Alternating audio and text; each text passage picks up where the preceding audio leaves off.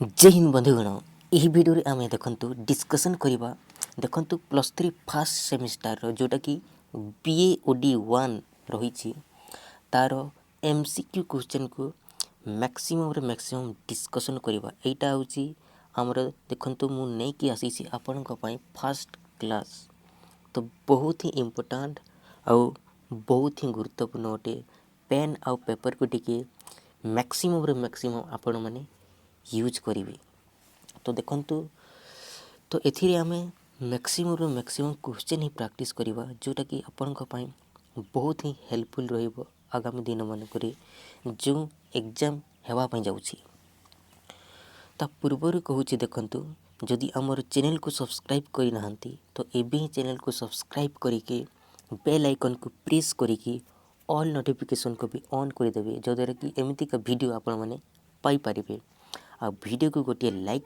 करबा पई भूलिबे नाही आ मैक्सिमम रे मैक्सिमम आपण को संग मन को भी शेयर कर देबे जो द्वारा कि समस्ते इजीली जानि परिबे तो चलंतु देखंतु बीए ओडी 1 जो रही छै हमर प्राचीन ओडिया साहित्य रे जो हमर रही छै हमर कोन रही छै प्राक सारला साहित्य देखंतु चर्या गीतिका और नाथ साहित्य जोटा हमर रही देखंतु सामाजिक धार्मिक साहित्यिक और भाषातात्विक मूल्यांकन जो रही ताको हमें यही वीडियो रे हमें देखिबा मैक्सिमम रो मैक्सिमम क्वेश्चन ही प्रैक्टिस करिबा तो लाइक और शेयर करिया पई भूलिबे नाही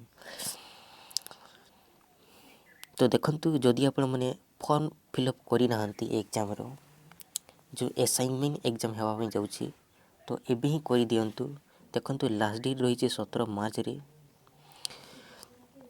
देखंतु आज क्वेश्चन नंबर 1 करिबा जोटा कि हमर रही देखंतु यूनिट 1 रे प्राक सारला साहित्य रो सामाजिक मूल्यांकन बीओडी 1 रो ब्लॉक 1 रे रही तो क्वेश्चन तो करिबा रे भाई देखंतु प्रभु श्री जगन्नाथ भी अछंती तो लाइक और शेयर कर देबे जय जगन्नाथ करि देबा आ हमें एठु कंटिन्यू करिबा आजिर सेशन को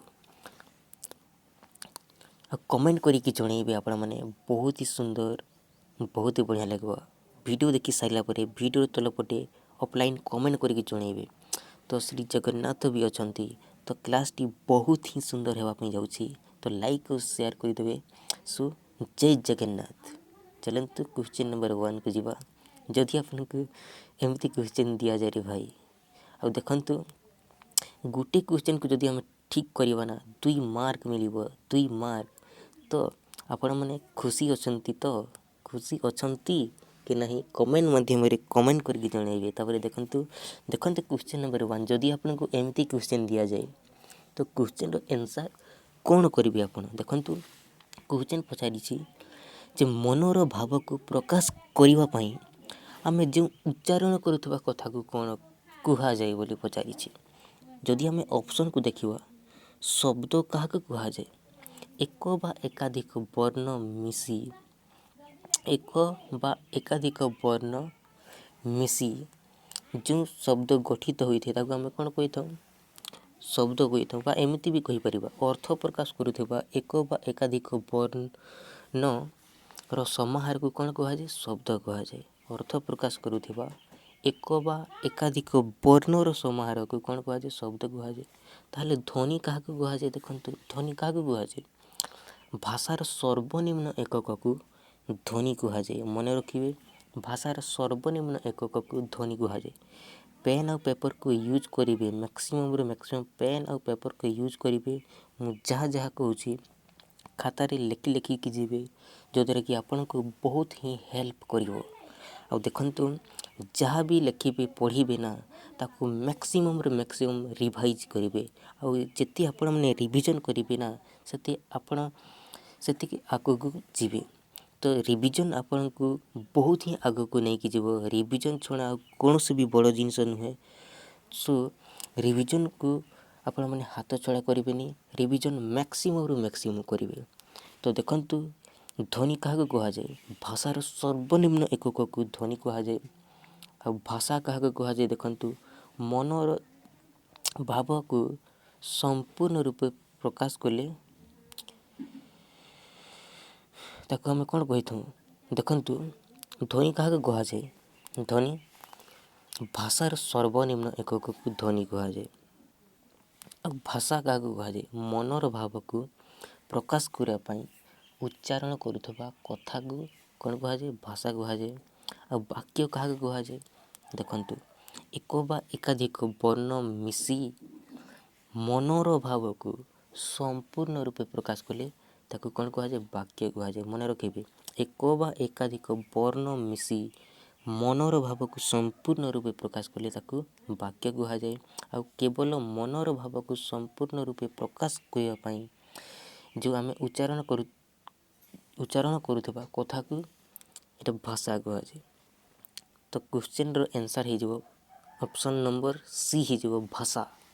तापर नेक्स्ट क्वेश्चन देखंतु नेक्स्ट क्वेश्चन आपको कौन पचारि जदि आपन को एमती क्वेश्चन दिया जाए तो क्वेश्चन रो आंसर आपण माने कौन करेंगे देखंतु लिखनगत दृष्टि ओडिया साहित्य को किते भाग में विभक्त करा जाई पारे।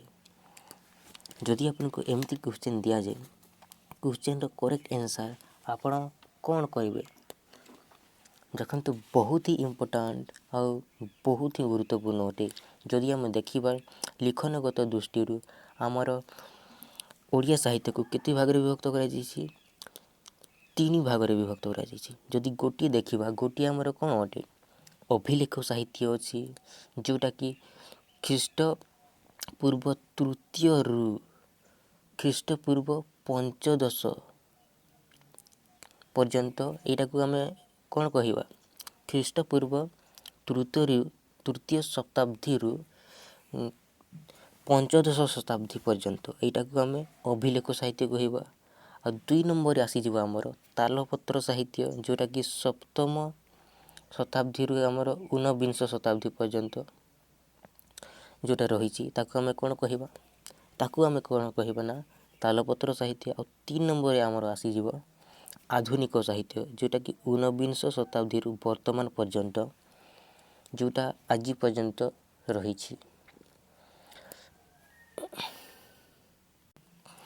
तो आमर देखंतु क्वेश्चन कौन पचारि देखंतु क्वेश्चन पचारि लिखनगत दृष्टि ओडिया भाषा साहित्य को देखंतु कितने भाग में विभक्त करा जायछि। तो ऑप्शन नंबर 3 हो देखंतु ऑप्शन नंबर सी हो 3 भाग में विभक्त करा जायछि केते भाग में 3 भाग में। तो यार करेक्ट आंसर हो 3 हो। तापर नेक्स्ट देखंतु कौन देछि क्वेश्चन जदि आपन को एमिति क्वेश्चन दिया जाए तो यार करेक्ट आंसर आपण माने कौन करेंगे देखंतु बहुत ही इम्पोर्टाट और बहुत ही गुरुत्वपूर्ण अटे। लिखनगत उपादान को दृष्टि रखी ओडिया साहित्य को 3 भाग में विभक्त करा जाय पारे। तो निम्नलिखित मध्य केउटी नुहे बोली पचारि आम तो जानिछु आमर कौन कौन रही अभिलेख साहित्य रही लिखनगत दृष्टि 3 भाग में विभक्त करा जायछि अभिलेख साहित्य तालपत्र साहित्य और आधुनिक साहित्य। किंतु नाथ साहित्यटा अलग अटे एटा लिखनगत दृष्टिकोण नाथ साहित्य हेब नाही। तो यहीटा नुहे कौटा नुहे पचारि तो नाथ साहित्य नुहे। तो नाथ साहित्य आमर कौन हो करेक्ट आंसर हो कौन हो करेक्ट आंसर हो। तापर नेक्स्ट क्वेश्चन देखंतु कौन पचारि जदि आपको एमती क्वेश्चन दिया जाए तो करेक्ट आंसर आपण माने कौन करेंगे देखंतु पंचदश शताब्दी पूर्व ओडिया साहित्य रचना रो 2टी धारा थिला सेगुड़िक है कौन कौन बोली पचारि देखंतु जदि आपको एमती क्वेश्चन दिया जाए ताहले आपण माने कौन करेंगे आंसर देखंतु पंचदश शताब्दी ओडिया साहित्य रचना 2टी धारा थिला ओडिया रचनार 2टी धारा थिला। तो सेगुड़ी को कौन बोली पचारि जदि आम ऑप्शन नंबर ए को देखा तालपत्र उपरे लिखित साहित्य तालपत्र उपरे लिखित साहित्य तापर देछि लुहा उपरे लिखित साहित्य। तो लुहा उपरे तो केमिति लिखिबे तो यहाँ भूल हो यहाँ भूल अटे। जदि आम ऑप्शन नंबर बी को देखा कागज उपरे लिखित साहित्य तापर देछि तालपत्र उपरे लिखित साहित्य कागज उपरे तो लेखु नथिले तो यहाँ भी भूल अटे। जदि आम ऑप्शन नंबर सी को देखा देखंतु पत्थर उपरे लिखित साहित्य तापर शिला उपरे लिखित साहित्य। ऑप्शन नंबर डी रे देछि शिला उपरे लिखित साहित्य। तापर देछि तालपत्र उपरे लिखित साहित्य। तो ए क्वेश्चन रो आंसर कोन हो जिवो? ए क्वेश्चन रो आंसर हो जिवो ऑप्शन नंबर डी हो जिवो शिला उपरे लिखित साहित्य आ तालपत्र उपरे लिखित साहित्य। मन रखिबे देखंतु मन रखिबे देखंतु पंचदश शताब्दी ता पूर्वरु ना ई साहित्य ओडिया साहित्य रचना करिवार दुईटी धारा थिला। प्रथम धारा होउची शिला उपरे लिखित साहित्य बा पत्थर चट्टाण बा तंबा उपरे लिखित साहित्य कहि परिबा। आ दुई नंबर रे कोन तालपत्र उपरे लिखित साहित्य। एटा को मन रखिबे बहुत ही इम्पोर्टेंट आउ बहुत ही गुरुत्वपूर्ण अटे। तो आंसर कौन हो क्वेश्चन रो आंसर ऑप्शन नंबर डी हो करेक्ट आंसर। तापर नेक्स्ट क्वेश्चन देखंतु नेक्स्ट क्वेश्चन जदि आपन को एमती दिया जाए तो करेक्ट आंसर आपण माने कौन करिवे देखंतु भुवनेश्वर रो प्राचीन डैश ठारे थिबा हाथी गुंफा शिलालेख रे भारतर प्रथम ऐतिहासिक काव्य साहित्य रचना करा जायथिला। कौन जूनागढ़ ठारे उदयगिरी ठारे मेहराउली ठारे तापर नासिक गुंफारे। जदि आपन को एमती क्वेश्चन दिया जाए रे भाई क्वेश्चन रो आंसर आपण माने कोन करिवे देखंतु ए क्वेश्चन रो आंसर कोन हो जिवो जूनागढ़ तो नुहे उदयगिरी रे भी नुहे कोठारे देखंतु उदयगिरी रे कोठारे उदयगिरी। तो भुवनेश्वर रो प्राचीन उदयगिरी ठारे थिबा हाथी गुंफा शिलालेख रे भारतर प्रथम ऐतिहासिक काव्य साहित्य रचना करा जायथिला। तो उदयगिरी हिजबो हमरो कोन करेक्ट आंसर। तापर नेक्स्ट क्वेश्चन जीवा देखंतु जदि आपन को एमिति क्वेश्चन दिया जाए तो करेक्ट आंसर आपण माने कोन करिवे देखंतु क्वेश्चन कोन पचाइछि बालक खारवेल डैश वर्ष पर्यंत सौंदर्य पाई शारीरिक गठन पाई खेल सह विभिन्न युवक सुलभ क्रीडा मान खेली थे। तो जदि आपन को एमिति क्वेश्चन दिया जाए क्वेश्चन रो आंसर आपण माने कोन करिवे क्वेश्चन रो आंसर आपण माने कोन करिवे देखंतु केते वर्ष पर्यंत 15 वर्ष बालक खारवेल 15 वर्ष पर्यंत सौंदर्य पाई से शारीरिक गठन पाई खेल सह विभिन्न क्रीडा मान से खेली थे। देखंतु 15 वर्ष पर्यंत से कौन करथिले विभिन्न देखंतु क्रीडा मान खेली थे। तापरे कौन कले देखंतु तापरे कौन कले 15 वर्ष पर कौन कले से कौन कले देखंतु से लिखन बा साहित्य रूप अर्थनीति ही गला तापरे गणना बा गणित शास्त्र ही गला तापरे व्यवहार न्याय विचार ही गला तापरे विधि प्रशासनिक भावे विभिन्न आईन संबंधी एमिति का शिक्षा गुड़ी को से कौन कला एमिति शिक्षा गुड़ी को से लाभ कला परवर्ती समय रे। तो ए क्वेश्चन रो आंसर कौन हो ऑप्शन नंबर सी हो 15 वर्ष। तो क्वेश्चन जदि आपन को एमिति क्वेश्चन जो जगह भी देखिबे कौन करिवे 15 वर्ष करिदेबे। तापर नेक्स्ट क्वेश्चन देखंतु कौन पचारिछि देखंतु तत्कालीन सामाजिक व्यवस्थार प्रमुख अंग कौन था। तत्कालीन माने कौन देखंतु से ख्रीष्टाब्द तृतीय शताब्दी रु सप्तम शताब्दी एतकी मध्य रे तत्कालीन माने ए मध्य रे। तो सामाजिक व्यवस्थार प्रमुख अंग कौन थिला बोली पचारिछि कौन जंगल थिला ना कृषि थिला ना कमार थिला ना शिला कौन थिला आपण माने कौन करिवे जदि आपन को एमिति क्वेश्चन दिया जाए कौन करिवे कृषि। कृषि थिला सामाजिक व्यवस्थार प्रमुख अंग थिला। तो कृषि ही जीवा हमर कौन करेक्ट आंसर। तापर देखंतु नेक्स्ट क्वेश्चन को करवा जदि आपको एमती दि जाए क्वेश्चन तो करेक्ट आंसर आपण मैंने कौन करेंगे देखो शबर देवता डैश को आराध्य देवता भाव ग्रहण कर अतीतरू वर्तमान पर्यंत ओडिया संस्कृतिर स्वरूप केवल अपरिवर्तित रही नहीं बरम अन्य माने यहाक स्वीकार करने को एक प्रकार बाध्य होइछंती। तो जदि आपको एमती क्वेश्चन दि जाए क्वेश्चन रो आंसर कौन करेंगे शबर देवता कौटा शबर देवता डैश को आराध्य देवता भाव तो ये क्वेश्चन रो आंसर आपण मैंने कौन करेंगे देखंतु बहुत ही इंपोर्टेंट क्वेश्चन शबर देवता हूँ आमर लक्ष्मी को करेनि माँ दुर्गा भी करेनि शिव भी करेनि कौन हो श्री जगन्नाथ शबर देवता होती श्री जगन्नाथ को आराध्य देवता भाव ग्रहण कर अतीतरू वर्तमान पर्यंत ओडिया संस्कृतिर स्वरूप केवल अपरिवर्तित रही नहीं बरम अन्य माने यहाक स्वीकार करने को एक प्रकार बाध्य होइछंती। इटा को मन रखिए बहुत ही इंपोर्टेंट पेन और पेपर को यूज करेंगे बहुत ही इंपोर्टेंट क्वेश्चन नहीं कि आसी आपण और लाइक और शेयर करने भूलें ना जदि चैनल को सब्सक्राइब करना चैनल को सब्सक्राइब करदे आ मैक्सिमम वीडियो को भी देखिए आपण मैंने रिविजन करें आउ जदि सेल्फ रिविजन करने चाहते ताहले पेन और पेपर को टी यूज करेंगे जहाँ जहाँ कहूँ पॉइंट टू पॉइंट लेखि जातु और मैक्सिमम रिविजन उपरे गुरुत्व देवे तापर नेक्स्ट देखंतु अशोक डैश थे अशोक जैन हिंदू ख्रीस्टियन बौद्ध कौन थे जदि आपको एमती क्वेश्चन दि जाए करेक्ट आंसर कौन करेंगे देखंतु जैन किए थे जैन जदि आम देखा जैन तो खारवेल थे जैन किए थे खारवेल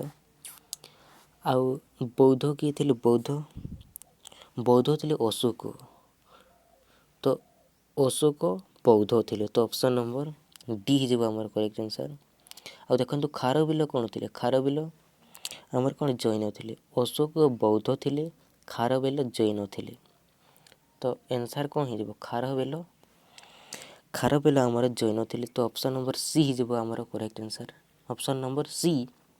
तापर नेक्स्ट क्वेश्चन देखंतु मंदिर निर्माण नक्शा बा कारीगरी विद्या प्रथमे केउथिरे रूप नहीं थिला केउथिरे रूप नहीं थिला बोली पचारि जदि आपको एमती क्वेश्चन दि जाए तो करेक्ट आंसर कौन करेंगे मंदिर निर्माण नक्शा बाहर करने देखते नक्शा विद्या प्रथमे केउथिरे रूप नहीं थिला कौन पत्थर रे ना कांथरे ना तालपत्र ना माटी उपरे देखंतु एक क्वेश्चन आंसर कौन है जदि आपको एमती क्वेश्चन दि जाए तो क्वेश्चन आंसर आपण मैंने कौन करेंगे तालपत्र रूप नहीं थिला देखंतु मंदिर निर्माण नक्शा बा कारीगरी विद्या प्रथमे तालपत्र रूप नहीं थिला तो ऑप्शन नंबर सी हो आमर correct answer option number C. तापर नेक्स्ट क्वेश्चन देखंतु खारवेल बृहत कलिंग राज्य हुएन सांग आगमन बेलू उड्र उत्कल कलिंग कंगुद कौशल नाम विभक्त हो विभिन्न कहा द्वारा शासित होता बोली पचारि जदि आपको एमती क्वेश्चन दि जाए क्वेश्चन आंसर कौन करेंगे कौन राजवंश द्वारा शासित होता कौन सोमवंश द्वारा कौन बंगवंश द्वारा कौन सूर्यवंश द्वारा कौ वंश द्वारा शासित होता तो क्वेश्चन जदि दि जाए आंसर कौन करेंगे आप देखंतु बहुत ही इम्पोर्टेंट आ बहुत ही गुरुत्वपूर्ण अटे क्यों वंश द्वारा शासित होता राजवंश हो करेक्ट आंसर ऑप्शन नंबर ए हो राजवंश खारवेल बृहत कलिंग राज्य ହେଉଛି ହୁଏନ ସାଂଙ୍କ ଆଗମନ ବେଳକୁ ଉଡ୍ର ହୋଇଗଲା। ଉତ୍କଳ, କଳିଙ୍ଗ, କଙ୍ଗୁଦ, କୋଶଳ ନାମରେ ବିଭକ୍ତ ହୋଇ ବିଭିନ୍ନ ରାଜବଂଶ ଦ୍ୱାରା ଶାସିତ ହେଉଥିଲା। ତ ଆନ୍ସର୍ କ'ଣ ହେଇଯିବ? ଅପସନ୍ ନମ୍ବର ଏ ହେଇଯିବ କରେକ୍ଟ ଆନ୍ସର୍।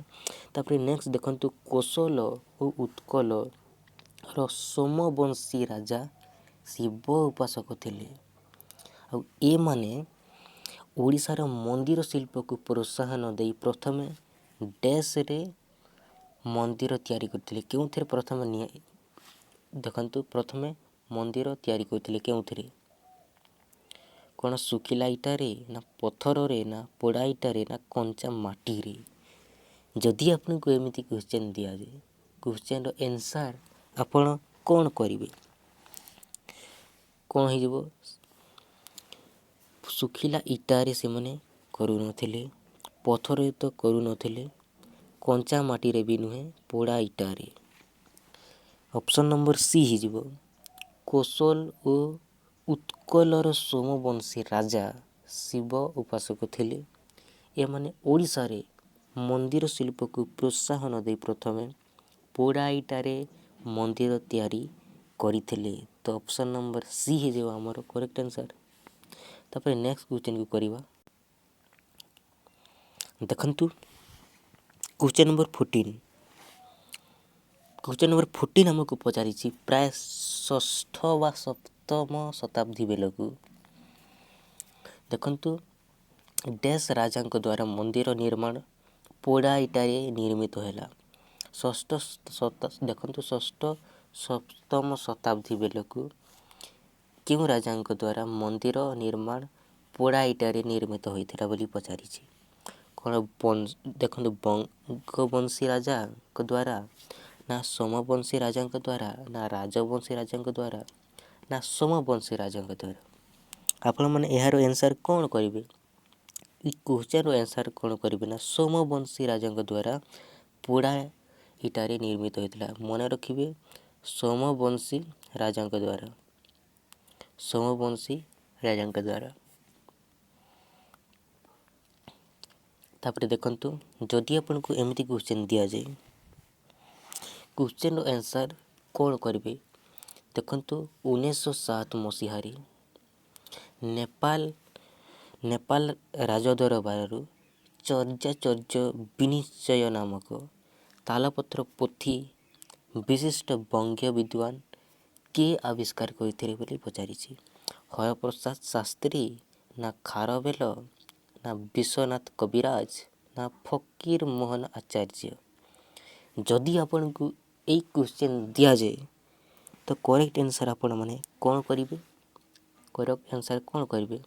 ଫକୀର ମୋହନ ଆଚାର୍ଯ୍ୟ ତ ଆବିଷ୍କାର ଏଇଟା କରିନଥିଲେ।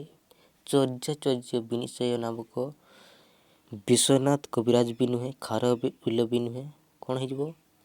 ହରପ୍ରସାଦ ଶାସ୍ତ୍ରୀ ହେଇଯିବ ଆମର କରେକ୍ଟ ଆନ୍ସର୍। ଇଏ କ'ଣ କରିଥିଲେ? ତାଳପତ୍ର ପୋଥିରେ ଚର୍ଯାଚର୍ଯ୍ୟ ବିନିଶ୍ଚୟ ନାମକ କ'ଣ କରିଥିଲେ? ଆବିଷ୍କାର କରିଥିଲେ। ବଙ୍ଗୀୟ ବିଦ୍ୱାନ ଜଣେ ଥିଲେ କିଏ? ହରପ୍ରସାଦ ଶାସ୍ତ୍ରୀ। ଏଟାକୁ ମନେ ରଖିବେ। କେବେ? 1907 ମସିହାରେ ନେପାଳର ରାଜଦରବାରରୁ ଚର୍ଯାଚର୍ଯ୍ୟ ବିନିଶ୍ଚୟ ନାମକ ତାଳପତ୍ର ପୋଥି ବିଶିଷ୍ଟ ବଙ୍ଗୀୟ ବିଦ୍ୱାନ ହରପ୍ରସାଦ ଶାସ୍ତ୍ରୀ ଆବିଷ୍କାର କରିଥିଲେ। ତାପରେ ନେକ୍ସଟ କ୍ୱେଶ୍ଚନ୍ ଦେଖନ୍ତୁ କ'ଣ ପଚାରିছে। ଦେଖନ୍ତୁ ପୋଥି ବିଶିଷ୍ଟ ବଙ୍ଗୀୟ ବିଦ୍ୱାନ ହରପ୍ରସାଦ ଶାସ୍ତ୍ରୀ ଚର୍ଯାଚର୍ଯ୍ୟ ବିନିଶ୍ଚୟ ନାମକ ତାଳପତ୍ରକୁ ବଙ୍ଗୀୟ ସାହିତ୍ୟ ପରିଷଦ ଆନୁକୂଲ୍ୟରେ ବୌଦ୍ଧ ଗାନ ଓ ଦୋହା ନାମକ ପୁସ୍ତକ କେଉଁ ମସିହାରେ ପ୍ରକାଶ କଲେ ବୋଲି ପଚାରିଛି। ତ ଏଇ କ୍ୱେଶ୍ଚନ୍ର ଆନ୍ସର୍ କ'ଣ କରିବେ?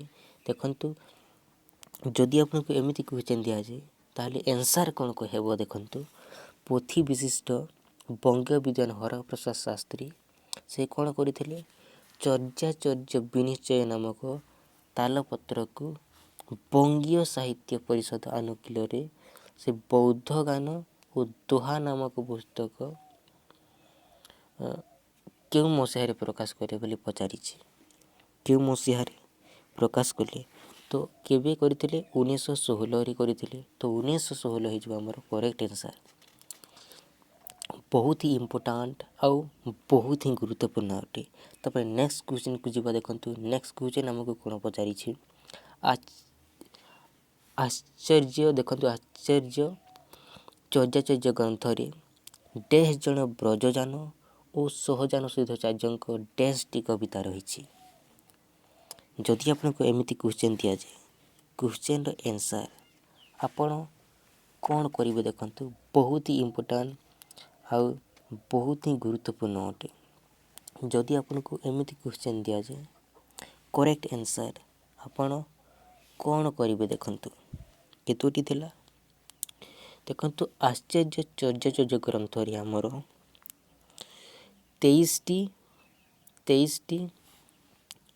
23 जन ब्रजजान और सहजान 48 एटा तो भूल ही जब 23 जन ब्रजजान आउ देखंतु 46 जन आमर 46 टी कविता रही। एटा को मन रखिए ऑप्शन नंबर ए आश्चर्य चर्याचर्य ग्रंथ रे 23 जन ब्रजजान आउ सहजान आचार्य 46 टी कविता रही। एटा को मन रखिए बहुत ही इम्पोर्टाट बहुत ही गुरुत्वपूर्ण ऑप्शन नंबर ए ही जीवा मोर करेक्ट आंसर। तापर नेक्स्ट क्वेश्चन को जीवा मैक्सिमम रे मैक्सिमम कौन करेंगे आप जहाँ भी लिखुंट जहाँ भी पढ़ुंट मैक्सिमम रे मैक्सिमम रिविजन करने भूलिए ना जिते पारे से आप रिविजन करेंगे। तापर नेक्स्ट क्वेश्चन को जीवा देखंतु नेक्स्ट क्वेश्चन हमको कौन पचारि देखंतु आश्चर्य चर्याचर्य ग्रंथ रे 23 जन ब्रजजान और सहजान सिद्धाचार्य 46 टी कविता रही। एमानंक नाम शेष रे क्यों शब्द व्यवहृत होइछि बोली पचारि एमानंक नाम शेष रे क्यों शब्द व्यवहृत होइछि बोली पचारि कौन ता शब्द ना पा ना का ना ना कौ शब्द पा आउ ए पा शब्द कौठु आसीछि एटा पाद शब्द रु आसी अछि एटा पाद शब्द रु आसी अछि एटा भी मन रखिबे। तो केमिति पा शब्द नाम शेष रे अछि आपण माने कहिबे तो देखंतु मु एग्जांपल दउछि लुई पा ही गला हाड़ी पा ही गला कान्हू पा ही गला जेमिति कान्हू पाद भी कहि परिबा लुई पाद भी कहि परिबा एमिति सेमानक नाम शेष रे पा व्यवहृत करुथिले पा शब्द व्यवहृत करुथिले। तो ई क्वेश्चन रो आंसर कोन हो जिवो पा ही जिवो हमर करेक्ट आंसर। तापर नेक्स्ट क्वेश्चन को जीवा देखंतु नेक्स्ट क्वेश्चन जीवा आ ई पा शब्दटा देखंतु पाद शब्द अपभ्रंश रु आसी अछि पाद शब्द अपभ्रंश रु एटा आसी अछि। तापर देखंतु नेक्स्ट क्वेश्चन प्राचीन ओडिया साहित्य रे सिद्ध कवि माननकु डैश सिद्धाचार्य भाव चिन्हट करा जायछि। जदि आपनको एमिति क्वेश्चन दिया जाए तो करेक्ट आंसर कौन करेंगे आपण देखंतु प्राचीन ओडिया साहित्य रे सिद्ध कवि माननकु 84 सिद्धाचार्य भाव चिन्हित करा जायछि। तो 84 हमर कोन हिजबो करेक्ट आंसर हिजबो 84 ऑप्शन नंबर ए हिजबो करेक्ट आंसर मन रखिबे बहुत ही इम्पोर्टेंट। तापर नेक्स्ट क्वेश्चन देखंतु जदि आपनको एमिति क्वेश्चन दिया जाए करेक्ट आंसर कौन करेंगे विरूप पादंक एक कविता रे के मद बिकिबा प्रसंग उल्लेख रही। यह ओडिशा रे बास करुवा सुंढी नामक एक स्वतंत्र जाति को बुझाए। जदि आपनको एक क्वेश्चन दिया जाए तो करेक्ट आंसर आपण माने कोन करेंगे देखंतु ऑप्शन देछि सुंढी आणी सुंढी पाल सुंढी आण तापर सुंढी पाली। तो क्वेश्चन रो आंसर कौन है बोरी भाई देखंतु प्रिय संग माने जहाँ भी पढ़ुंट मैक्सिमम रे मैक्सिमम रिविजन करेंगे। तो ये क्वेश्चन आंसर कौन है देखो, बहुत ही इम्पोर्टाट और बहुत ही गुरुत्वपूर्ण अटे। तो ये क्वेश्चन आंसर आमर हो क्वेश्चन आंसर कौन है देखो, बिरुपादଙ୍କ एक कवितारे बिरुपादଙ୍କ एक कवितारे सुंढियाणी ऑप्शन नंबर ए सुंढियाणी मद बिकिबा प्रसंग उल्लेख रही। यह ओडिशा रे बास करुवा सुंढी नामक एक स्वतंत्र जाति को बुझाए, स्वतंत्र जाति को बुझाई थाए। तो मन रखिए बहुत ही इम्पोर्टाट आउ बहुत ही गुरुत्वपूर्ण अटे। आउ यार लौकिक वृत्ति कौन थिला, मद बिकिबा हूँ यार लौकिक वृत्ति। ये सुंढियाणीर लौकिक वृत्ति कौन, जदि क्वेश्चन पचारिदेव सुंढियाणीर लौकिक वृत्ति कौन थिला, तो आपण मैंने कौन करेंगे मद बिकिबा, मद बिकिबा मन रखिए बहुत ही इम्पोर्टाट और बहुत ही गुरुत्वपूर्ण अटे। तापर नेक्स्ट क्वेश्चन देखंतु, क्यों सिद्धाचार्य कवितारे अंधार राति रे मूषा शीघ्र गात करी पकाउथिबारु याकू मारिदेवा पई कुहा जाइछि। क्वेश्चन कौन पचारि, क्यों सिद्धाचार्य कवितारे अंधार राति रे मूषा शीघ्र गात करी पकाउथिबारु याकू मारिदेवा पई कुहा जाइछि। तो जदि आपण को एमिति क्वेश्चन दिया जाए, क्वेश्चन रे आपण माने आंसर कौन करेंगे, कौन कान्हूपादଙ୍କ कवितारे ना भुसुकुपादଙ୍କ कवितारे ना शबरपादଙ୍କ कवितारे ना हाड़ीपादଙ୍କ कवितारे। तो क्वेश्चन आंसर कौन करेंगे देखो, तो बहुत ही इम्पोर्टाट अटे। क्वेश्चन आंसर कौन हो, क्वेश्चन आंसर हो आमर भुसुकुपादଙ୍କ। ये भुसुकुपादଙ୍କ तार नंबर 21 नंबर 21 नंबर कवितारे कौन कुहाई, से कुहाई जे अंधार राति रे शीघ्र गात करी पकाउथिबारु याको मारिदेवा पई कुहाई।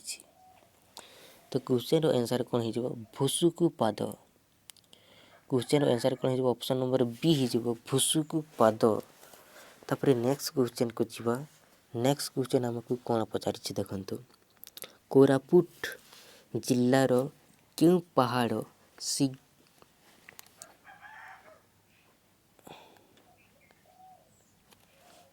देखंतु क्वेश्चन हमको पचारि जे कोरापुट जिल्लार क्यों पहाड़ शिखर रे थिबा नीलकंठेश्वर मंदिर कांथरे आचार्य धर्मकीर्ति द्वारा खोदित अभिलेख जना पड़े एठारे एक बौद्ध विहार थिला।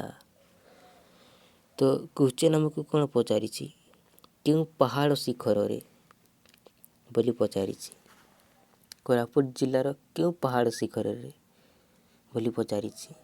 तो जदि आपको एमती क्वेश्चन दिया जाए तो करेक्ट आंसर आपण माने कौन करेंगे भाई, आपण माने यार आंसर कौन करेंगे देखंतु ऑप्शन देइछि बेलमुंडा पहाड़ ना भालुमुंडा पहाड़ ना जागरमुंडा पहाड़ ना जगमुंडा पहाड़।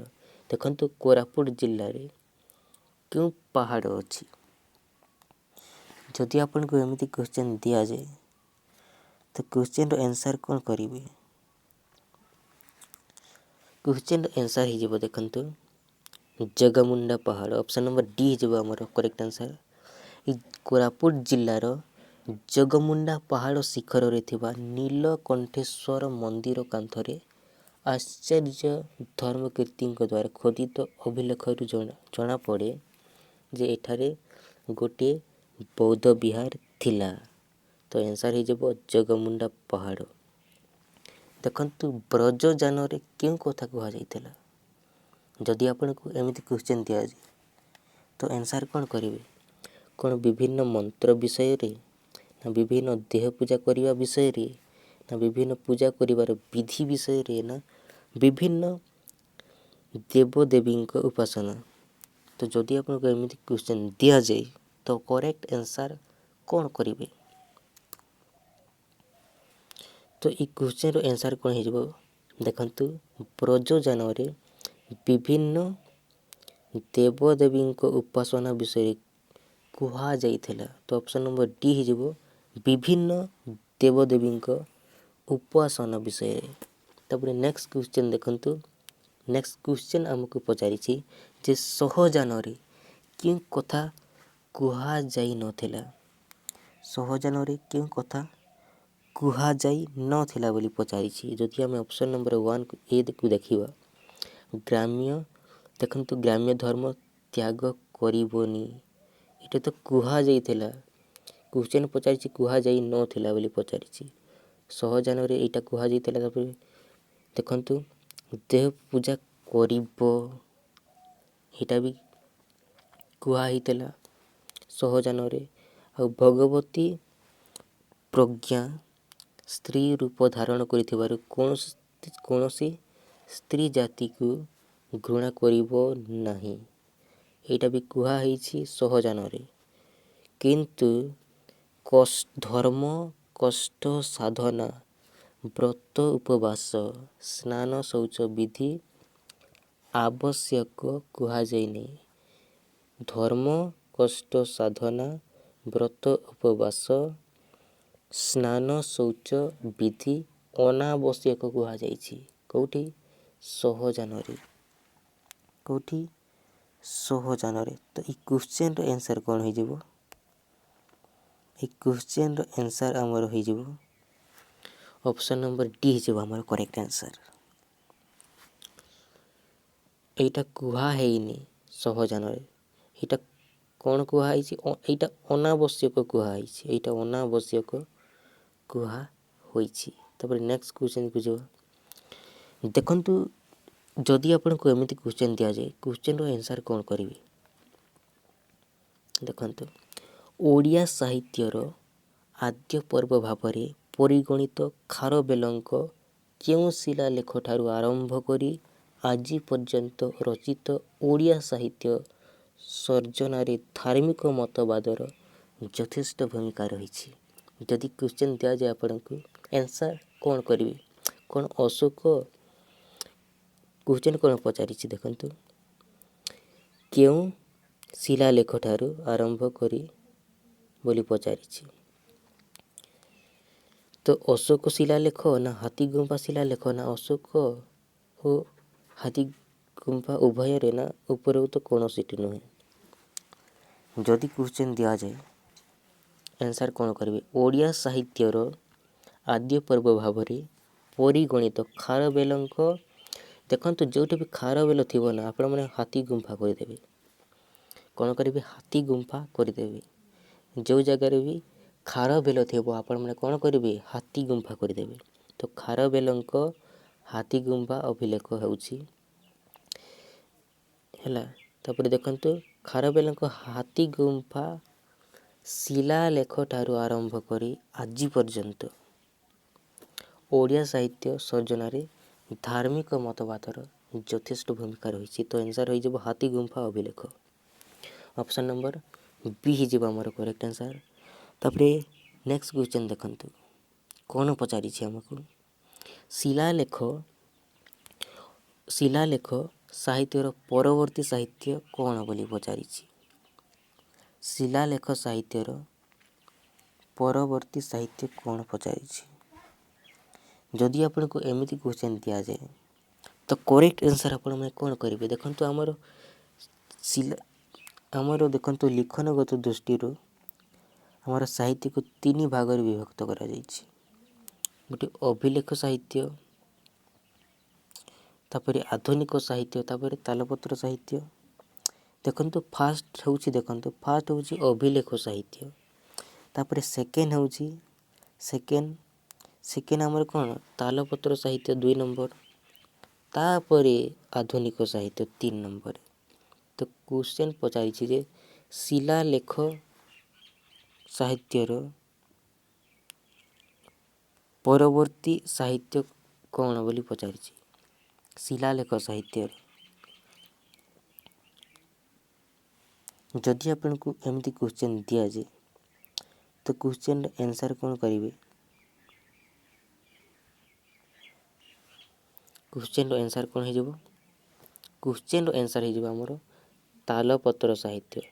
देखो अभिलेख साहित्य प्रथमे थिला यही समय रे कौन करुथे ना ये समय रे शिलालेख माने पत्थर रे से पत्थर ऊपर लिखुले तेणुक यहाँ अभिलेख साहित्य को शिलालेख साहित्य भी कहुए तार अन्य नाम शिलालेख मन रखिए ये अभिलेख साहित्यर अन्य नाम हूँ शिलालेख साहित्य।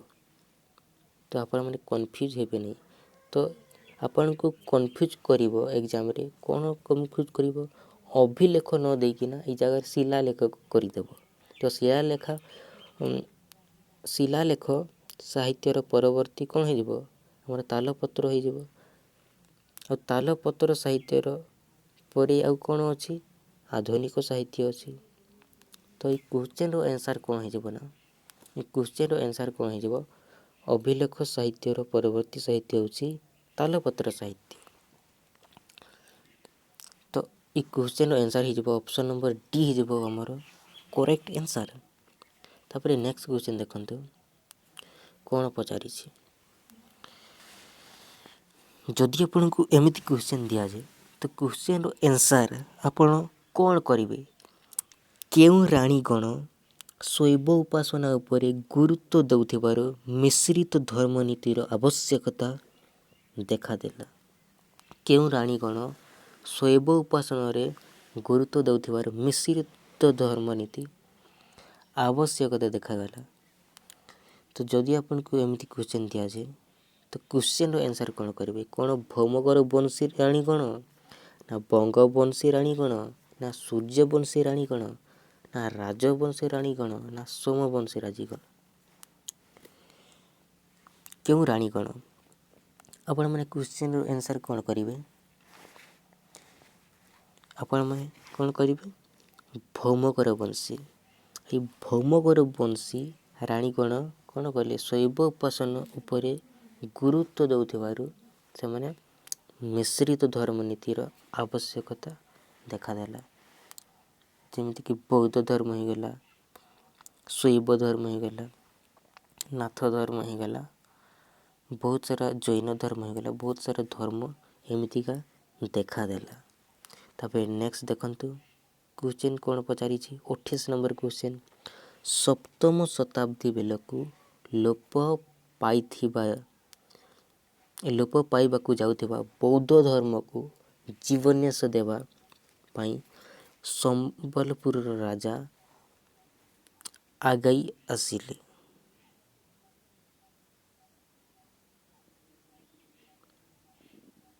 तो क्वेश्चन कौन कहवाई चाहूँगी देखंतु एठी क्वेश्चन कौन पचारि देखंतु टिके बुझापी चेष्टा करेंगे। सप्तदश शताब्दी बेलकू लोप पाई जाउथिबा बौद्ध धर्म को जीवनाश देवाई संबलपुर राजा किए आगाई आसिले बोली पचारि किए आगे आसिले बोली पचारि संबलपुर राजा किए संबलपुर राजा थिले सप्तदश शताब्दी रे थिले इंद्रभूति मन रखिए इंद्रभूति थिले आपण माने खारबेल श्री करेंगे कौन करेंगे इंद्रभूति थिले संबलपुर राजा क्यों समय सप्तम शताब्दी बेलकू से तो आंसर कौन हो इंद्रभूति हो। तापर नेक्स्ट क्वेश्चन जीव देखंतु देख तो इंद्रभूति निज भौणीर नाम कौन इंद्रभूति तार निज भौणीर नाम कौन हो लक्ष्मींकरा ऑप्शन नंबर ए हो करेक्ट आंसर लक्ष्मींकरा।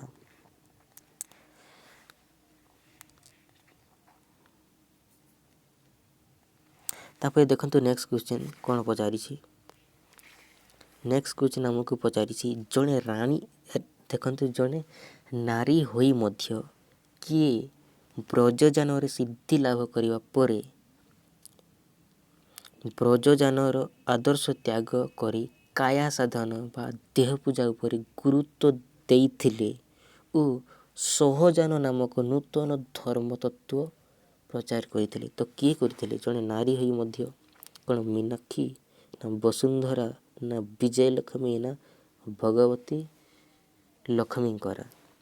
କ୍ୱେଶ୍ଚନର ଆନ୍ସର୍ କ'ଣ ହେଇଯିବ? ଭଗବତୀ ଲକ୍ଷ୍ମୀଙ୍କର ହେଇଯିବ। Option number A. ଇ ଭଗବତୀ ଲକ୍ଷ୍ମୀଙ୍କର ଜଣେ ନାରୀ ହୋଇ ମଧ୍ୟ ସେ କ'ଣ କରିଥିଲେ?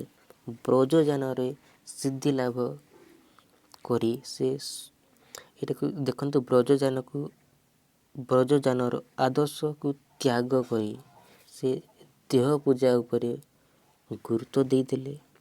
ଦେନ୍ କ'ଣ କରିଥିଲେ? ସହଜାନ ନାମକ ପୁଣି ନୂଆ ଧର୍ମ ପ୍ରଚାର କରିଥିଲେ। ତ କ୍ୱେଶ୍ଚନର ଆନ୍ସର୍ ଆମର ହେଇଯିବ ଅପସନ୍ ନମ୍ବର ଏ ହେଇଯିବ ଭଗବତୀ ଲକ୍ଷ୍ମୀଙ୍କର। ତାପରେ ଯଦି ଆପଣଙ୍କୁ ଏମିତି କ୍ୱେଶ୍ଚନ୍ ଦିଆଯାଏ, କ୍ୱେଶ୍ଚନର ଆନ୍ସର୍ କ'ଣ କରିବେ?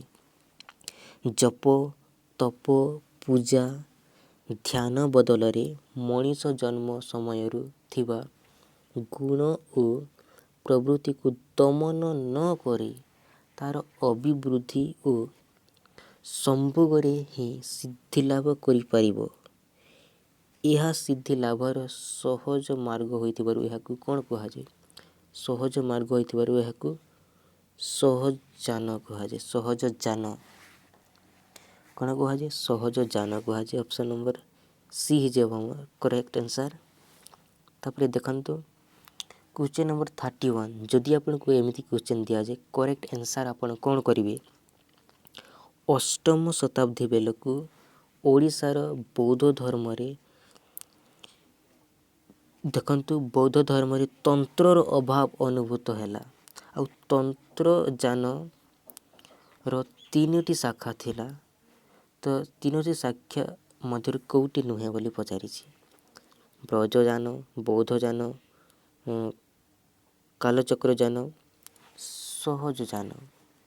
ଦେଖନ୍ତୁ ଅଷ୍ଟମ ଶତାବ୍ଦୀ ବେଳେ ଓଡ଼ିଶାରେ ବୌଦ୍ଧ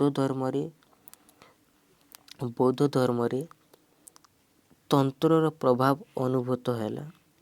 ଆଉ ତନ୍ତ୍ରଯାନର 3ଟି ଶାଖା ଥିଲା। କ'ଣ କ'ଣ ଥିଲା?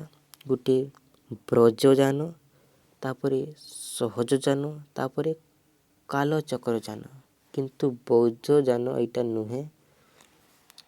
ତ ଏଇଟା ଆମର କ'ଣ ହେଇଯିବ? କରେକ୍ଟ ଆନ୍ସର୍ ହେଇଯିବ। କେଉଁଟା ନୁହେଁ ପଚାରିଛି ତ ବୌଦ୍ଧଯାନ ନୁହେଁ। ଅପସନ୍ ନମ୍ବର ବି ହେଇଯିବ ଆମର କରେକ୍ଟ ଆନ୍ସର୍। ତାପରେ ନେକ୍ସଟ କ୍ୱେଶ୍ଚନକୁ ଯିବା। କ'ଣ ପଚାରିଛି ଦେଖନ୍ତୁ? ତିବ୍ଦତର ଦେଖନ୍ତୁ ଏଠି ପ୍ରଥମ ହେବା କଥା। ତିବ୍ଦତର ପ୍ରଥମ ଲାମା ହେଉଛି ପଦ୍ମସମ୍ଭବ ଏବଂ ବର୍ତ୍ତମାନର ଲାମା ହେଉଛନ୍ତି କ'ଣ ବୋଲି ପଚାରିଛି? ତିବ୍ଦତର ପ୍ରଥମ ଲାମା ହେଉଛି ପଦ୍ମସମ୍ଭବ। ଏଇଟାକୁ ମନେ ରଖିବେ। ଆଉ ବର୍ତ୍ତମାନର ଲାମା କ'ଣ? ବର୍ତ୍ତମାନ ଲାମା କ'ଣ ବୌଦ୍ଧ ଲାମା ନା ଦଲାଇ ଲାମା ନା ପଦ୍ମସମ୍ଭବ ନା ଚର୍ଯ୍ୟା ଲାମା? ତ ଆନ୍ସର୍ କ'ଣ ହେଇଯିବ? ଦଲାଇ ଲାମା। ଅପସନ୍ ନମ୍ବର ବି ହେଇଯିବ ଆମର କରେକ୍ଟ ଆନ୍ସର୍। ବର୍ତ୍ତମାନର ଲାମା ହେଉଛି ଦଲାଇ ଲାମା। ତାପରେ ନେକ୍ସଟ କ୍ୱେଶ୍ଚନ୍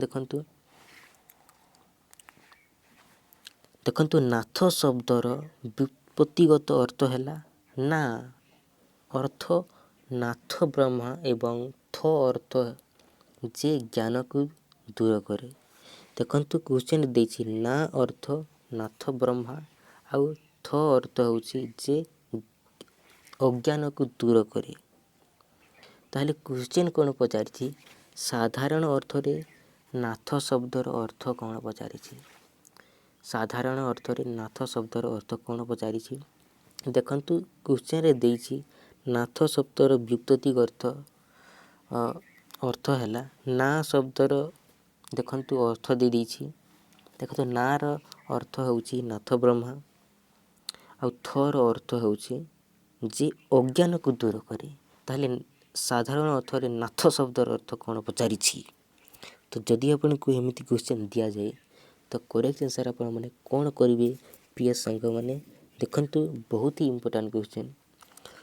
ଅପସନ୍ ନମ୍ବର ଏରେ ଦେଇଛି ଅନାଦି ରୂପ, ତାପରେ ଦେଇଛି ଭୁବନ ତ୍ରୟରେ ସ୍ଥାପିତ ହେବା, ତାପରେ ଦେଇଛି ସ୍ୱାମୀ ବା ପ୍ରଭୁ, ତାପରେ ହେଇଛି ତ୍ରିଭୁବନ। ଯଦି ଆପଣଙ୍କୁ ଏମିତି କ୍ୱେଶ୍ଚନ୍ ଦିଆଯାଏ करेक्ट आंसर कौन कहे स्वामी व प्रभु। साधारण अर्थरे नाथ शब्दर अर्थ मन रखिए स्वामी व प्रभु।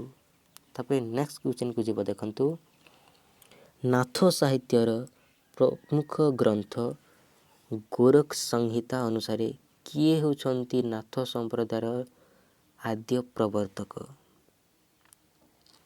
बोली पचारि। ऑप्शन नंबर ए रे देछि जगन्नाथ, तापर देछि मत्स्येंद्रनाथ, तापर देछि आदिनाथ, तापर देछि गोरखनाथ। तो क्वेश्चन रो आंसर कौन हेबो देखंतु बहुत ही इंपोर्टेंट अटे क्वेश्चन आउ बहुत ही गुरुत्वपूर्ण अटे। तो क्वेश्चन रो आंसर हमर होई जिवो नाथ साहित्यर प्रमुख ग्रंथ गोरख संहिता अनुसार गोरखनाथ हेउछंती नाथ संप्रदायर आद्य प्रवर्तक कौन है गोरखनाथ। तापर नेक्स्ट क्वेश्चन देखंतु कौन पचाइछि चर्या कविगण निज काम शेष क्यों पद संयुक्त करुथिले। चर्या कविगण निज नाम शेष क्यों पद संयुक्त करुथिले। तो देखंतु जदि आपनको एमिति क्वेश्चन दिया जाए तो क्वेश्चन रो आंसर कौन करिवे चर्या कविगण निज नाम शेष पाद पाद पद कौन करुथिले संयुक्त करुथिले जेमिति कि लुई पाद हाड़ी पाद कौन पद कहवा एमिति आपण माने से माने कौन करुथिले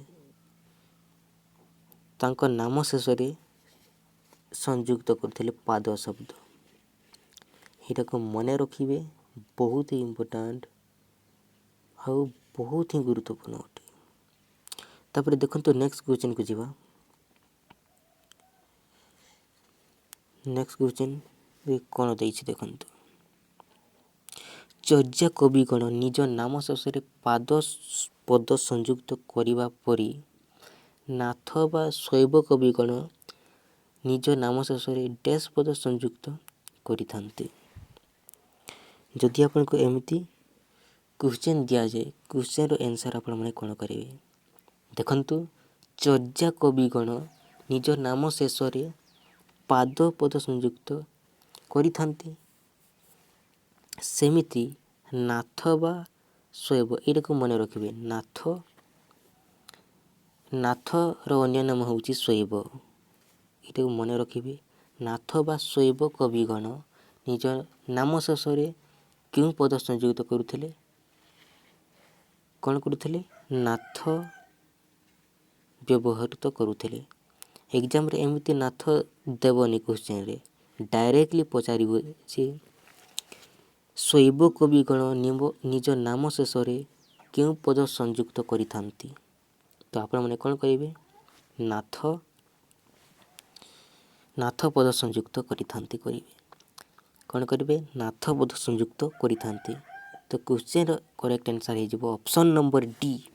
तापर नेक्स्ट क्वेश्चन देखंतु ओडिशा हेउची मत्स्य प्रधान देश। अच्छा ठीक अछि। तापर देखंतु साधारण व्यक्ति प्रिय खाद्य हेउची माछ तेणु नाथ जोगी माने माछ खाइथान्ति किंतु किए आमिष ग्रहण करंती नहीं किए आमिष ग्रहण करंती नहीं बोली पचारिछि। तो जदि आपनको एमिति क्वेश्चन दिया जाए तो आपण माने करेक्ट आंसर कौन करिवे रे भाई देखंतु बहुत ही इम्पोर्टेंट क्वेश्चन आ बहुत ही गुरुत्वपूर्ण क्वेश्चन अटे। जदि आपनको एमिति क्वेश्चन दिया जीवो जदि आपनको एमिति क्वेश्चन दिया जीवो करेक्ट आंसर कौन करिवे कौन आदिनाथ मत्स्येंद्रनाथ गोरखनाथ उपरोक्त कौन सेटी नुहे। तो आदिनाथ तो भूल हो जीवो देखो मत्स्येंद्रनाथ ये मत्स्येंद्रनाथ ना ये माछर सृष्टि होईछि तेणु करी याको मत्स्येंद्रनाथ कुहा जाए। तो ये आमिष ग्रहण करंती नहीं कहीं से माछरू ही सृष्टि होईछि तेणु करी से कौन कर आमिष ग्रहण करंती नहीं। तो ऑप्शन नंबर बी जीवा हमर करेक्ट आंसर। किंतु देखंतु ଆଉ ସବୁ ଯେତିକି ବି ଥିଲେ ସମସ୍ତ ନାଥ ଯୋଗୀଗଣ କ'ଣ ଖାଉଥିଲେ? ମାଛ ଖାଉଥିଲେ। କିନ୍ତୁ କେବଳ ମତ୍ସ୍ୟେନ୍ଦ୍ରନାଥ ସେ ଆମିଷ ଗ୍ରହଣ କରୁନଥିଲେ। ତାପରେ ନେକ୍ସଟ କ୍ୱେଶ୍ଚନ୍ ଦେଖନ୍ତୁ, କେଉଁ ଶାସକଗଣ 200 ବର୍ଷ ଧରି ସମଗ୍ର ଉପକୂଳ ଓଡ଼ିଶାରେ ନିରବଚ୍ଛିନ୍ନ ଭାବରେ ଶାସନ କରିବା ଦ୍ୱାରା ଓଡ଼ିଶାର ସଂସ୍କୃତି ଓ ବାଣିଜ୍ୟିକ ବିକାଶ ଚରମ ସୀମାରେ ପହଞ୍ଚିଥିଲା? ତ କ୍ୱେଶ୍ଚନ୍ ଯଦି ଦିଆଯାଏ ତ କରେକ୍ଟ ଆନ୍ସର୍ କ'ଣ କରିବେ? କେଉଁ ଶାସକଗଣ ପଚାରିଛି? କ'ଣ ବଙ୍ଗବଂଶୀ, ସୂର୍ଯ୍ୟବଂଶୀ, ରାଜବଂଶୀ, ଭୌମକର ବଂଶୀ? କ୍ୱେଶ୍ଚନ୍ର ଆନ୍ସର୍ କ'ଣ କରିବେ? ଭୌମକର ବଂଶୀ କରିବେ। ଏ ଭୌମକର ବଂଶୀ ଶାସକଗଣ ନା 200 ବର୍ଷ ଧରି ପୁରା ସମଗ୍ର ଉପକୂଳ ଓଡ଼ିଶାରେ ପୁରା ନିରବଚ୍ଛିନ୍ନ ଭାବରେ ଶାସନ କରିବା ଦ୍ୱାରା ଓଡ଼ିଶାର ସଂସ୍କୃତି ଆଉ ବାଣିଜ୍ୟିକ ବିକାଶ ଚରମ ସୀମାରେ ପହଞ୍ଚି ପାରିଥିଲା।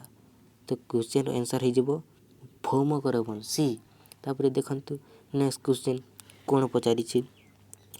ନେକ୍ସଟ କ୍ୱେଶ୍ଚନ୍ ଆମକୁ ପଚାରିଛି ଯେ ମଣିଷ ଶରୀରର ବାହ୍ୟ ଅଂଶ ଭଳି ଦେବ ମନ୍ଦିର ହେଉଛି ଦେବ ଆରାଧନାର ବାହ୍ୟ ଅଂଶ। ଆଉ ଦେବତା ଯେପରି ମନ୍ଦିର ଭିତରେ ଥାଏ, ଠିକ୍ ସେହିପରି ମଣିଷର ଆତ୍ମା, ବୁଦ୍ଧି, ବିବେକ, ଚିନ୍ତନ ଇତ୍ୟାଦି କାହା ଭିତରେ ଥାଏ ବୋଲି ପଚାରିଛି। କ୍ୱେଶ୍ଚନ୍ କ'ଣ ପଚାରିଛି ଦେଖନ୍ତୁ, ଦେବତା ଯେପରି ମନ୍ଦିର ଭିତରେ ଥାଏ, ଠିକ୍ ସେହିପରି ମଣିଷର ଆତ୍ମା, ବୁଦ୍ଧି, ବିବେକ, ଚିନ୍ତନ ଇତ୍ୟାଦି କାହା ଭିତରେ ଥାଏ?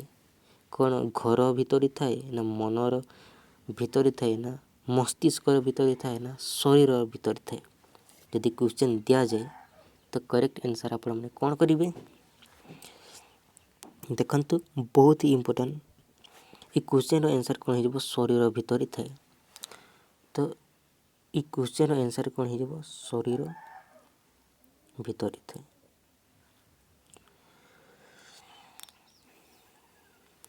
ତ ଯଦି ଆପଣଙ୍କୁ ଏମିତି କ୍ୱେଶ୍ଚନ୍ ଦିଆଯାଏ ତ କରେକ୍ଟ ଆନ୍ସର୍ କ'ଣ କରିବେ? ଶରୀର ଭିତରେ ଥାଏ।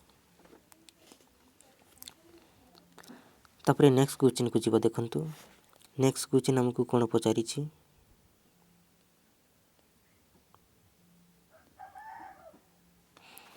ଦେଖନ୍ତୁ କେଉଁ ରାଜାଗଣ ସୌନ୍ଦର୍ଯ୍ୟ ପ୍ରିୟ?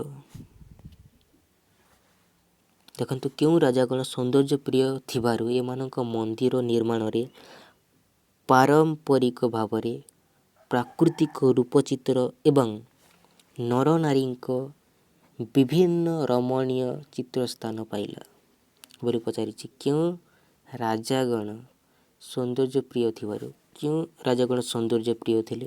କ'ଣ ସୂର୍ଯ୍ୟବଂଶୀ, ନା ଭୌମକର ବଂଶୀ, ନା ଦେଖନ୍ତୁ ବଙ୍ଗବଂଶୀ, ନା ସୋମବଂଶୀ? କେଉଁ ରାଜାଗଣ ସୌନ୍ଦର୍ଯ୍ୟ ପ୍ରିୟ ଥିଲେ ଆଉ ମନ୍ଦିର ନିର୍ମାଣରେ ପୁରା ରୂପଚିତ୍ର, ନରନାରୀଙ୍କ ବିଭିନ୍ନ ରମଣୀୟ ଚିତ୍ର ତିଆରି କରୁଥିଲେ? ତ ଯଦି ଏମିତି କ୍ୱେଶ୍ଚନ୍ ଦିଆଯାଏ କରେକ୍ଟ ଆନ୍ସର୍ କ'ଣ କହିବେ? ସୋମବଂଶୀ। ଆଉ ଏମାନେ ମନ୍ଦିର କେମିତି ନିର୍ମାଣ କରୁଥିଲେ? ପୋଳା ଇଟାରେ ନିର୍ମାଣ କରୁଥିଲେ ସୋମବଂଶୀ ରାଜାଗଣ। ତ କରେକ୍ଟ ଆନ୍ସର୍ କ'ଣ ହେଇଯିବ? ସୋମବଂଶୀ। ତାପରେ ନେକ୍ସଟ କ୍ୱେଶ୍ଚନ୍ ଯିବା। ନେକ୍ସଟ କ୍ୱେଶ୍ଚନ୍ ଆମକୁ କ'ଣ ପଚାରିଛି? ଦେଖନ୍ତୁ ସୋମବଂଶୀ ରାଜାଗଣ ପ୍ରଥମ କରି ମନ୍ଦିର ସମ୍ମୁଖରେ ପିରାମିଡ଼ ସଦୃଶ ଜଗମୋହନ ନିର୍ମାଣ ପଦ୍ଧତି ଆରମ୍ଭ କଲେ, ଯାହାର ଆଦ୍ୟ ସଂକେତ କେଉଁ ମନ୍ଦିରରୁ ମିଳେ ବୋଲି ପଚାରିଛି? କ'ଣ ମୁକ୍ତେଶ୍ୱର ମନ୍ଦିରରୁ, ନା ଲିଙ୍ଗରାଜ ମନ୍ଦିରରୁ, ନା ବିରଜା ମନ୍ଦିରରୁ, ନା ଶ୍ରୀ ଜଗନ୍ନାଥ ମନ୍ଦିରରୁ? କେଉଁ ମନ୍ଦିରରୁ ମିଳେ? ସୋମବଂଶୀ ରାଜାଗଣ ପ୍ରଥମ କରି ମନ୍ଦିର ସମ୍ମୁଖରେ କେମିତି ବନାଉଥିଲେ? ସେମାନେ ପିରାମିଡ଼ ସଦୃଶ ଜଗମୋହନ ପୁରା ନିର୍ମାଣ ପଦ୍ଧତି ଏମିତି ଆରମ୍ଭ କରିଦେଉଥିଲେ।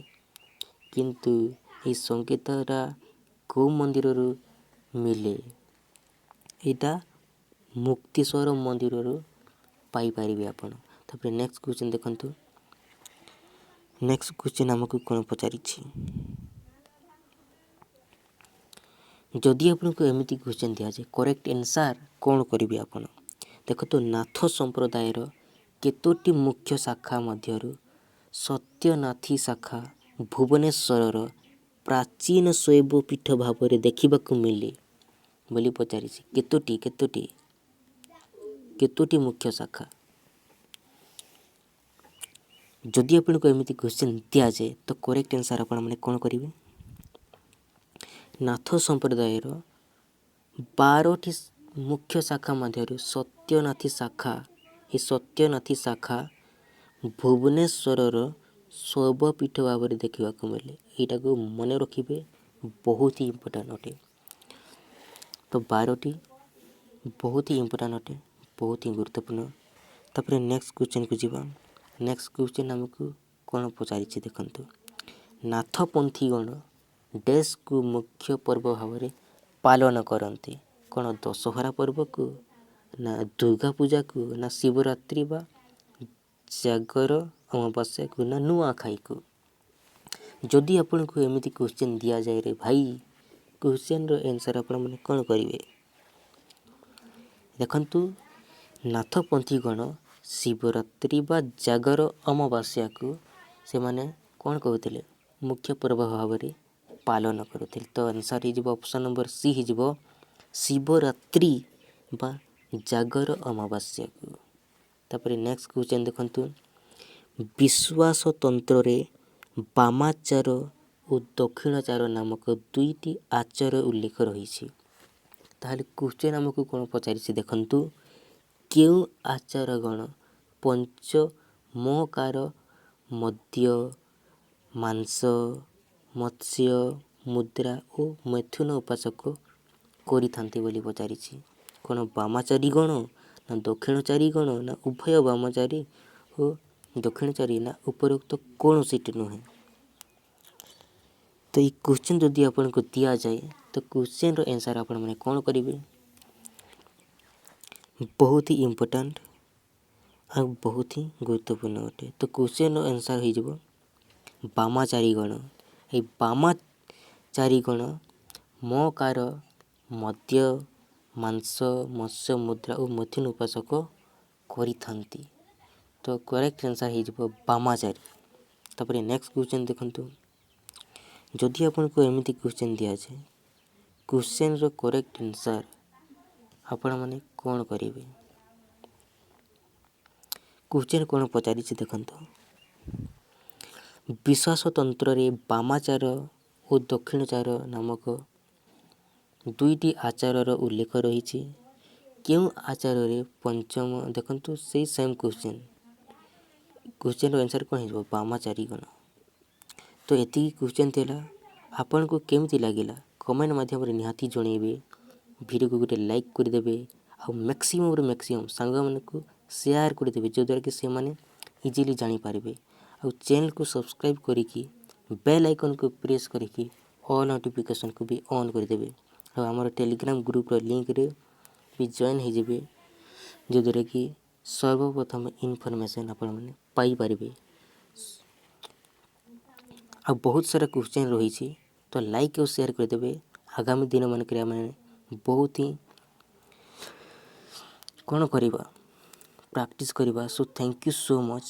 ଜୟ ହିନ୍ଦ ବନ୍ଧୁଗଣ। କମେଣ୍ଟ ମାଧ୍ୟମରେ ନିହାତି ଜଣାଇବେ ଆପଣଙ୍କୁ କେମିତି ଲାଗିଲା। So thank you so much.